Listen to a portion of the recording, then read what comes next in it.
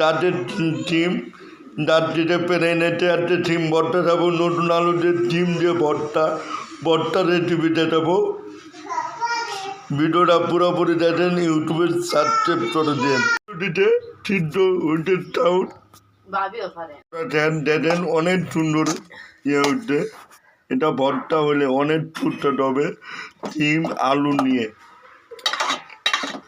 সিদ্ধ করার পরে প্লেট আনছি, পেঁয়াজ শুকনো মরিচ দিয়ে ভর্তা করো, ধনে পাতা লবণ। আমি প্রত্যেকটা দিন ভিডিও বানাই, আমি কিছু কথা বলি।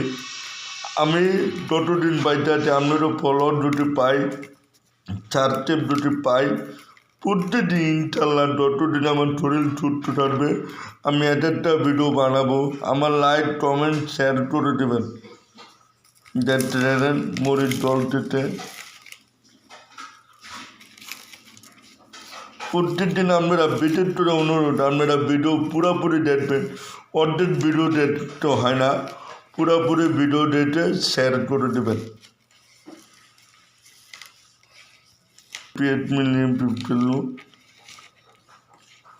ধনের পাতা মিলিয়ে দিল, তেল দেবে পরিমাণ মতন। এই যে পরিমাণ মতন সবসময় চাটি সরিষার তেল খাবেন, ভাঙিয়ে খাবেন বা রাঁধুনির সরিষার তেল খাবেন। দেখেন টিটুনোর ঘিরান ছুটছে, আহ কি স্বাদ। এই যে দেখে না মাটানো হয়ে গেছে, আবার একটু লবণ দিল। ভিডিওটা যেরকম লাগলো লাইক কমেন্ট করবেন। আসসালামু আলাইকুম।